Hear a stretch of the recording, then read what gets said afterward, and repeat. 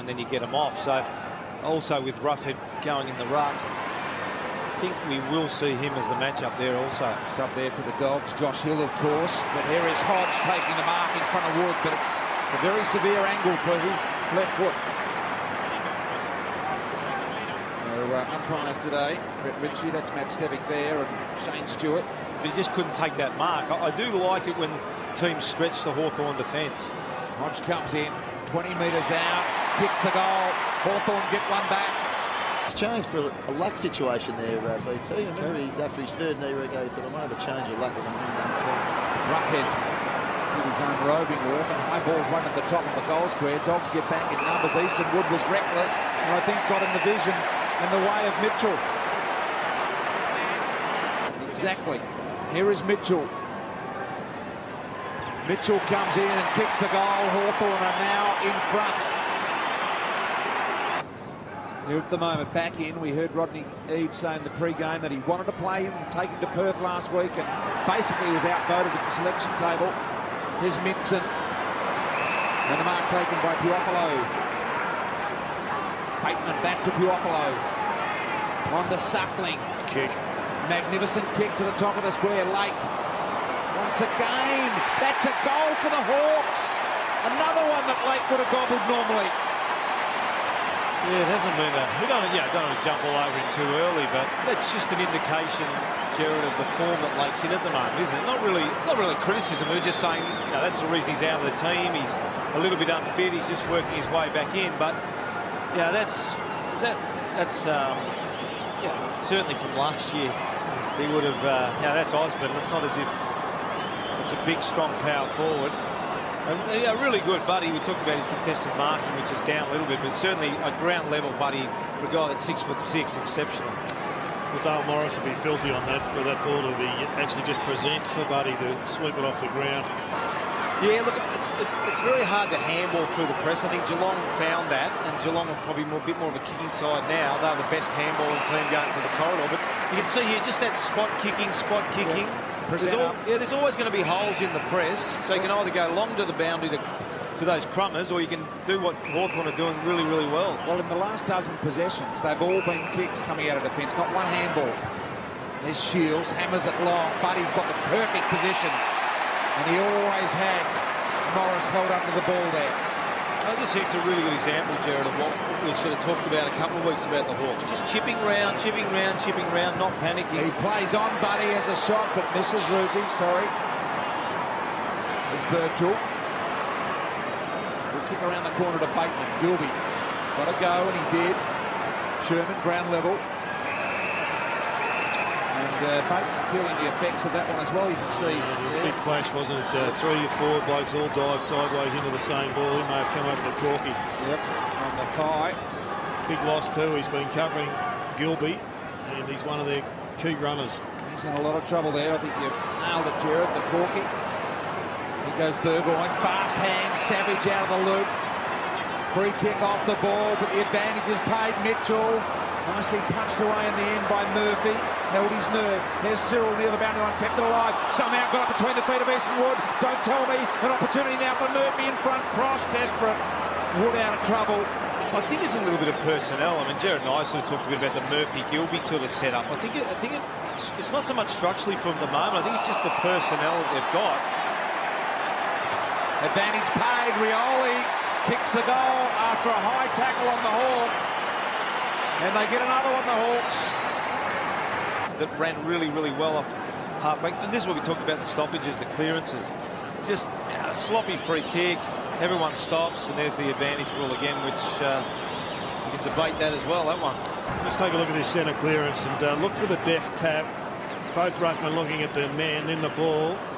And where's the tap? There it is. Yep. Osborne, I think it was, just a little left-hand flick. Burgoyne able to get it back to the man Gerald just speaks of, and he got it, and Buddy was playing in front and gobbled up the mark. I'm not sure the kick was deliberate, but Frank will line up from 30.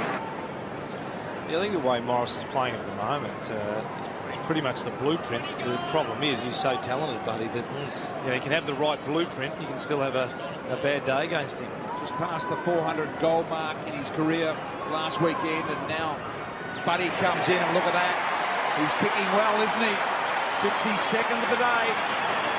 And that's the problem for Morris is if the team's not going to have a good day, it doesn't matter. I think Osmond may have meant this. Maybe I think he has. I think he's just saw him out of the corner of his eye. And here it is here. Have another look at it. I really do think he looked at him. Yep. Beautiful execution there. But yeah, it's going to be a tough day for Morris if it keeps coming down. He's playing him well. Having said that, you look at Buddy's got 5 possessions and 2 goals. If you want to break the game down into the smallest form, that's it. I mean, when your team's doing that, BT, you know you're a chance to win. Just winning the contested ball, putting your head over it, and that's probably the greatest test of how in form or out of form your team is. There's Murphy. Little chipper. White cross. Roughhead's offered something. Going to go shorter than that to Hodge. On the run, yes. Here he goes. Straightens up into the middle. And Rioli. Well, that's 4 30-metre passes to go from one end of the ground. And then you get obviously a bad finish out of bounds on the full, but gee, it should be better than that. Pretty good on the non-preferred side is Gia. Here's Mitchell. Just goes short, sucks shields towards the ball. Even there, Brian, you see, notice 2 Hawthorn players ran past for handball. Neither of them got it, so it's really deliberate, isn't it? It's very deliberate, yeah. See white cross here now. There's no one sort of getting around the back for the handball, although, as I say, that Guerra offers, but not even a thought of giving it. No. And on that occasion, it's the likes of Easton Wood who have to get on their bike a little bit more. The blokes 70 metres away are the ones that they're going to look up and give it to. 30 metres of lead and then 40 metres of kick. Roughhead swings around on the left. Dynamic kick to Bailey on the lead. They got picking on Franklin here. Bailey goes long to Franklin, as you call it. Pickers did well, the smaller Pickers, Picking on that occasion. Hits the deck, and now there's a real old scrap foot. Buddy picked it up on the right, swung around and misses. Would have been his third. Someone to come at him down the line. Ward, he could get no takers at all. Jones ignored him. And now he just kicks it long to that man, but he really should have presented up. Birchall, funny little give, wasn't it? Got it to Guerra, beautiful use. Finds white cross, here's Cyril Rioli. Got around one, his evasive footwork, his dynamic. And look at the kicking skills to Hodge. Well, the kicking skills, Gerald, of the 2 teams are pretty dramatically different at the moment, aren't they? It's hard to remember Hawthorn missing a target. Hodge bearing down on 200 games as well. This is his 181st. From about 30 metres out, a bit of a left to right slider about this one. That is just a magnificent kick from Luke Hodge for the Hawthorn 6th goal. I think it's also, too, when a team's in good form, there's Dipper there. He's been giving me a little bit of advice down here on the boundary, boys. He's right near me, Dipper. Everybody needs a mentor, and he was the #1 boundary rider of all time. The only other thing, boys, you mentioned about how good the kicking is, Rosie. 86% by foot, the Hawks, 60% the Dogs. Yeah, it's really evident from up here, but I think it's also, when Hawthorn get it, every player knows what's going to happen. We talked about it a couple of times. I think they only handballed it once to a handball received, Brian, and that guy got tackled. They are. They're just 3 goals down as it is. 18 points. Williams kicks his 1st goal of the year. One of the surprise moves of the day is him going forward. There's Burgoyne. At the top, the roughhead to Rioli. Still got the ball away and wide. Shields runs at it. Picken was there. Ward's got to go. Here comes Rioli. Sockers to himself. Gather. Clean. Left foot. Somehow around the body. Touched on the line by Gilby. This is brilliant footy. Right from the centre bounce forward. The Hawks did well to push it forward, and then Gilby, as the goalkeeper, just prevented the 6-pointer.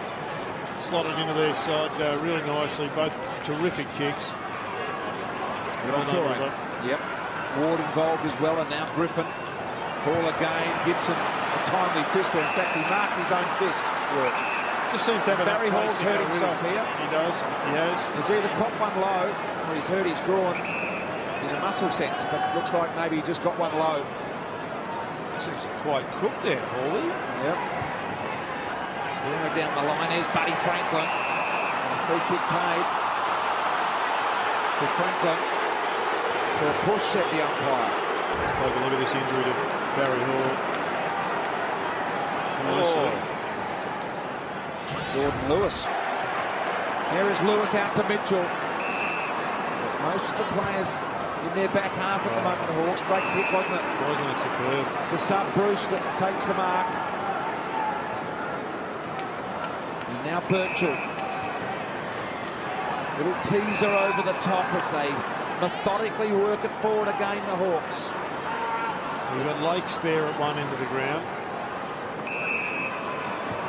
Birchall into the middle. Here goes Murphy. He can run and go from here. Murphy with a little chip and a Franklin. Can't beat that as a defender. Yeah, but Lake needed to adjust his position. Lake was a loose player, Jared, as you absolutely called it. Now, as soon as that ball was swung from one wing to the centre of the ground, Lake needed to go from in front of Franklin on the flank to in front of Franklin at centre forward. Remarkable. This man's form has been great. He's kicked 2 today. Everything perfect in readiness for this shot at goal. Directly in front. We're right behind it, and he gets it, buddy. So Franklin has kicked his 3rd goal here. It's just a really methodical way they're playing at the moment, Hawthorn. I think, Jared, you mentioned, I think the Bulldogs really are trying to get their running style going. The problem with that, if you're out of form, it's very uncontrolled game style because it just keeps going back up and down the ground. Whereas every time Hawthorn they generally are controlling the ball. They know what they want to do. They're controlling the tempo and they're hitting their target. So, look, credit to the Bulldogs for trying to continue their game style, but at the moment they're just out of form. Touched off the boot, maybe. But, no, you're right, Jared. I think with Hawley now, I'd like to see him just play him as that deep forward. You've got to get some other forwards around him, get your key centre forward in place, maybe a Jones, get a Williams next to him. He's certainly, which is understandable, when you get to 34, 35, naturally your form's going to drop off. He's still good enough to win one-on-one contests, but he's probably not at this stage being the focal point every single time the ball goes forward. There's Sewell at half-back. 25-point lead for Hawthorn. Their kicking efficiency today, we're keeping a close eye on because it has been very impressive. And there was another kick there that was very good. It should have been marked. Birchall through the middle. Left footer takes another bounce. Here comes Wood. Sold him the hand candy and then went from 50 with a long kick, Birchall. A few players perhaps expecting to get the benefit of that handball, but didn't. Legs going, and when they get charged by enthusiasm and positivity and hope. Just the one goal kicked in this quarter for the Dogs, coming at the 6-minute mark. We're now at the 21-minute mark. There's Higgins, got it to Griffin. Now look at this, the wall set up by the Hawks, and Gibson the focal point of that wall. I think you're absolutely right, Jared. It's about a goal away from being a really ugly Hawthorn win, but by the same token, if the Bulldogs can just get a goal, you do go into half-time with a little bit of belief. You haven't played super well, you got effort out there, so I think the next goal is super critical. Hodge says, come at me, I will hit you, and he wasn't joking. Oh, that's a beautiful kick. Whitecross. Interesting, they've had him deep coming from the square. Glenn Pickett is right now on to Rioli because when the ball goes in high top of the square, he is going to be the dangerous one if it doesn't go across the line. Brendan Whitecross goes for the lead and Mitchell snuck loose. That's not good enough. Slack. Higgins let him go. Griffin disappointed. And a smiling Mitchell will get a look at the big ones.